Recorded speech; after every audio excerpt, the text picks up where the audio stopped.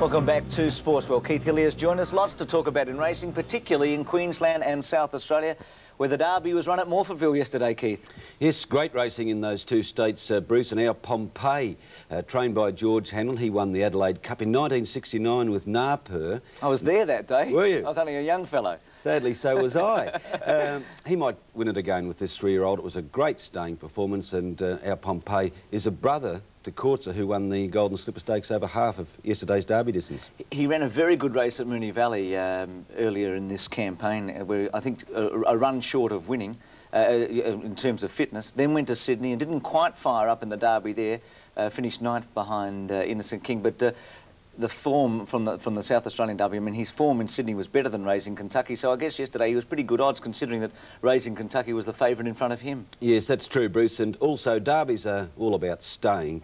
You'll see Centreway make a charge. It looked like it was going to be a winning charge, but when it got down to the business end, the better stayer won, and yesterday that was our Pompeii. It was a pretty good ride by Jackman, Troy Jackman. It was his 4th Group 1 success, because he could have been enticed to go early, seduced to go early, because he was sitting outside the leader before the turn, but he hung on and then made a decisive move at about the 300. He's a very good rider. You know, he's been here, when I say here, in Melbourne for about 4 months. He's still 2nd or 3rd on the WA jockeys list, and yesterday was the first time that he had ridden in Adelaide. And also a smart rider, because he saw that the track was slightly patchy yesterday and decided that off the fence was the best going, and that's where he had our Pompeii when we picked them up in the Derby.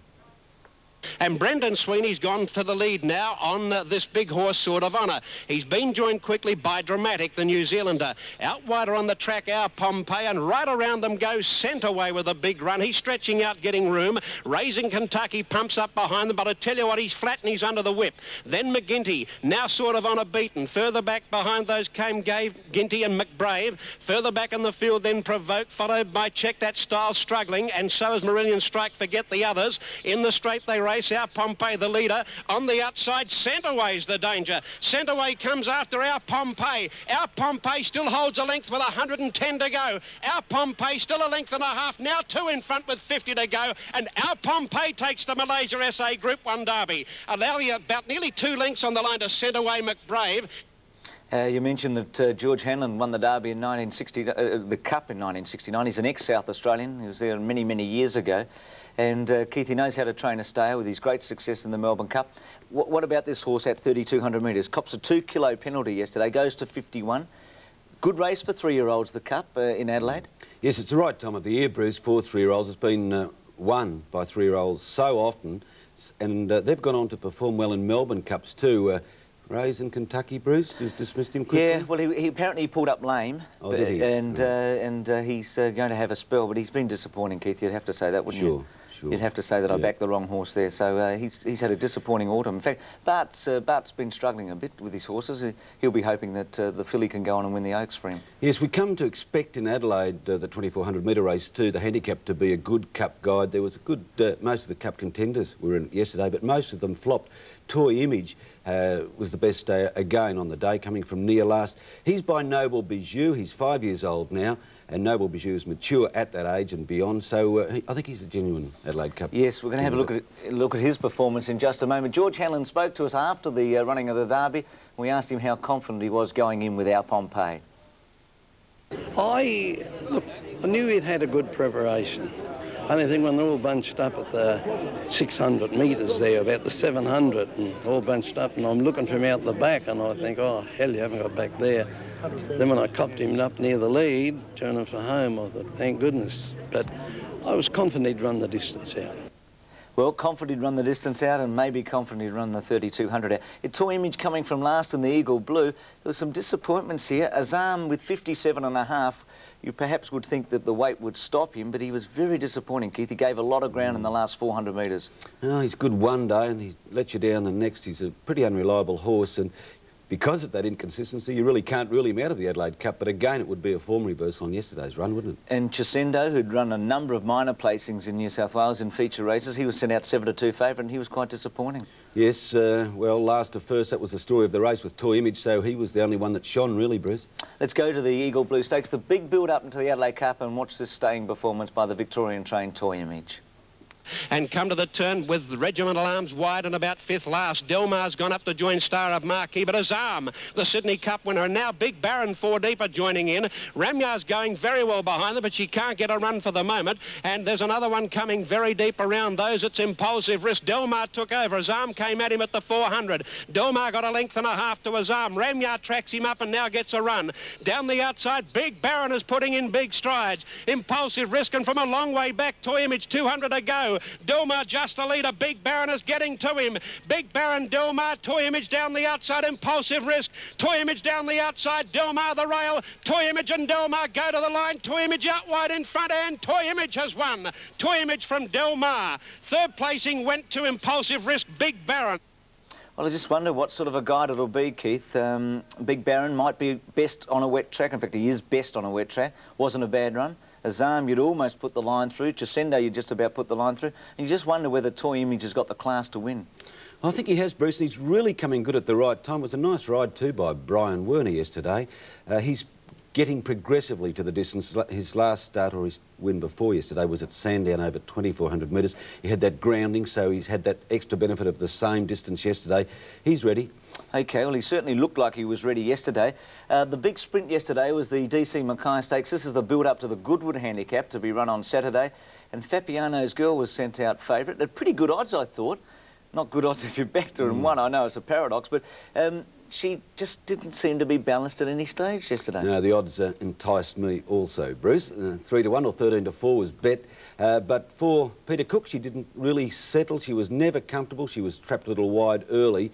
I wasn't happy at the halfway mark, were you? No, definitely not. She's had very bad legs, and I just wonder how she's pulled up. Let's have a look at the Mackay Stakes. Colebrook comes with a slashing run in the straight to win.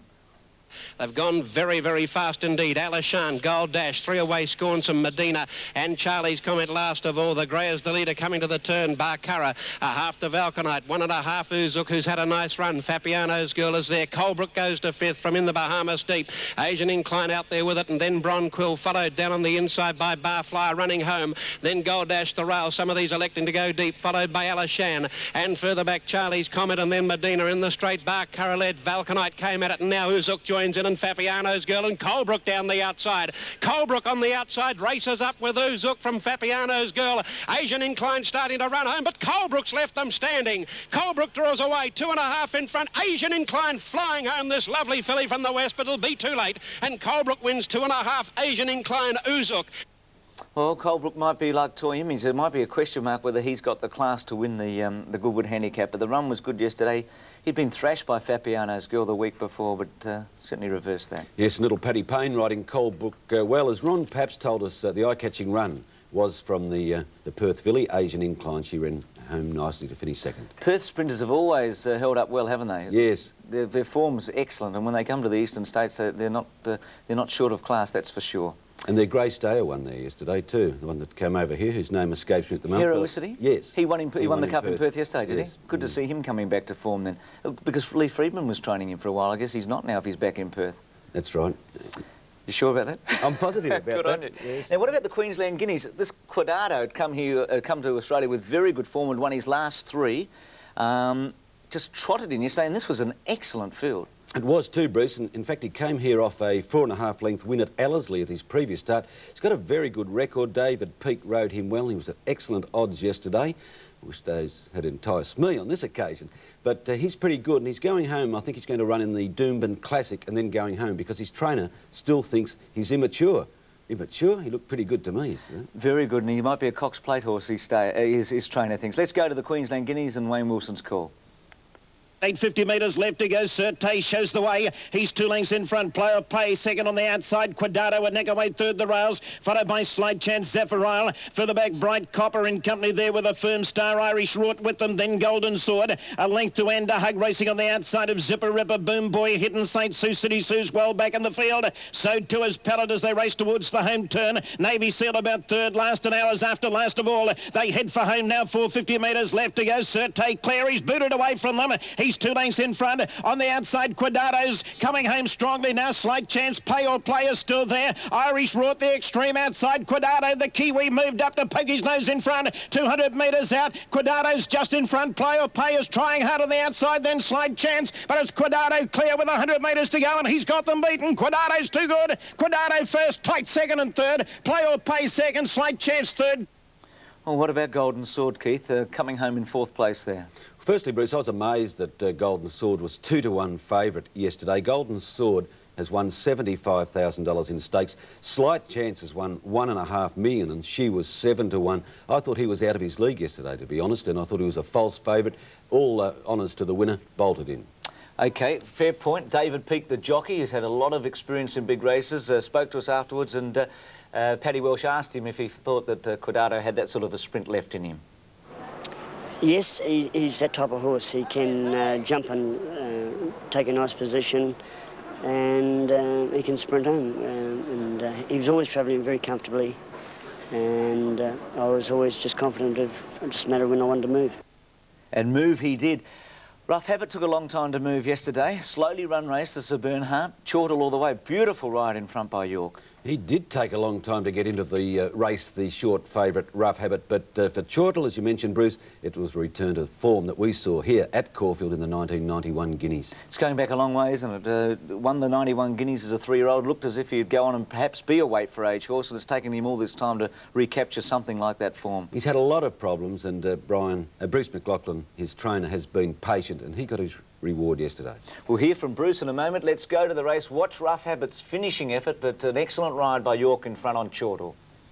At 600 metres out, Chortle's the leader. He's bringing them onto the home turn, leading by 2 lengths now on Pharaoh. In 3rd place, Corndale, followed by Kinchitate, niggled out on the outside. Chevelle Cavalier starting to go forward, but 4 deep as they straighten up. Then a Cushla Marie, and Rough Habit is last 10 lengths in the leader. Chortle is 3 lengths in front of Pharaoh at the 350. Chortle clear of Pharaoh. Corndale is 4 lengths away third. Rough Habit couldn't possibly win from way back there. Chevelle Cavalier is flying home on the outside. Chortle's in front. He's going up and down on the one spot. Pharaoh's trying hard to get him, but Chortle looks as though he's going to see it out. Chortle's in front. Pharaoh, look at Rough Habit. He's flying home at the end, but Chortle beat him. Chortle first, Rough Habit second, Pharaoh or Corndale in a Fado for third. And Pat Welsh spoke to Bruce McLaughlin, the trainer, and asked him if the win came as a surprise to him. And Bruce is a very good trainer with a very good record in Queensland, and this was his answer. I thought he had a chance. He hadn't run for a long time, but with no speed in the race and Brian's such a great jockey in front where he could dictate, I thought he had a good chance. He's very fit now. Even with Rough Habit there? Well, if there was no speed on, I knew it wouldn't suit Rough Habit. But I didn't think it was a good thing, but I thought he had a chance. What are the plans for Chortle now? Oh, hopefully we'll run him in the 10,000 if he gets a run, and he's a good backup horse, and see if we can repeat the days. Keith, he drops from 57 to 48.5 in the Doomben 10,000, so he does have an excellent chance. You went to Warrnambool during the week, the Grand Annual Steeplechase, very much a part and parcel of Victorian racing, and it was a remarkable race and a remarkable story concerning Straight and True, who was very badly injured a year ago. They thought they might have to put him down, and yet he was able to win this gruelling event. Yes, it always produces a fairy tale story, Bruce, and it was right. That was right again this year, where Connections had to decide, as the trainer told me, whether to spend $2,000 to save the horse or 50 cents to buy a bullet. Well, they won the $60,000 race. Let's go to the race and have a look at a couple of the highlights before the thrilling finish. China Walk fell early in the race at the Tozer's double, and a couple of the other horses were also pulled out of the race, so let's go to the Grand Annual. In 3rd place then is China Walk, 1.5 lengths to Hobig Fig, followed by High Thrill and Unreserved, and Straight and True is back behind them as they jump the first of the Tozers Road double, leading them back onto the course proper again, and the leader still is Merry Maker. Now there's a faller. China Walk is down and a couple 650 metres out in the Grand Annual. A ding-dong tussle here. Unreserved on the outside, won't give in. He's still about a neck clear of Cebu Flyer, the Tasmanian, at the second last jump, and they jump it almost on level terms. Cebu Flyer Unreserved. 8 lengths away, Straight and True. 4 lengths to Dunrow, a long gap, Merrymaker, and well back as Hobig as they make the home turn. Unreserved's got away again. Unreserved, the leader, 1 fence left to jump as they straighten up. Cebu Flyer under the whip, followed by Straight and True, and Dunrow back behind them as they come down to the the last one. Unreserved is the leader. Here he comes to it. Unreserved in front, coming to it. The last one in the annual. Over he goes safely, and Cebu Flyer crashed at the last one. Dunrow jumped it badly. Straight and True is finishing like a shot out of a gun. Straight and True on the inside has grabbed the lead in the final stages. Straight and True. Straight and True will win the Grand Annual. Straight and True, a magnificent victory from Unreserved. 8 lengths away, third Dunrow. Amazing win. Craig Durden, the 21-year-old, copped a $200 fine for raising his whip. I don't think he'll worry too much about that. And Dunrow finished third in his 5th attempt, so there were stories left, right and centre, as there always are at Warrnambool. Yes, and the winner part owned by John Wheeler of Viander Cross and Rough Habit fame, and Craig Durden did what his dad couldn't do, Rob, after all those years as a rider, Bruce. Keith, I hope you have success during the week. Good luck with your punting, and I'll see you next Sunday. My first chance ever on telly to say hi, Mum, too. Good on you, Keith. I've met your mum and she's a beauty. We take a break. Ross Oakley after this.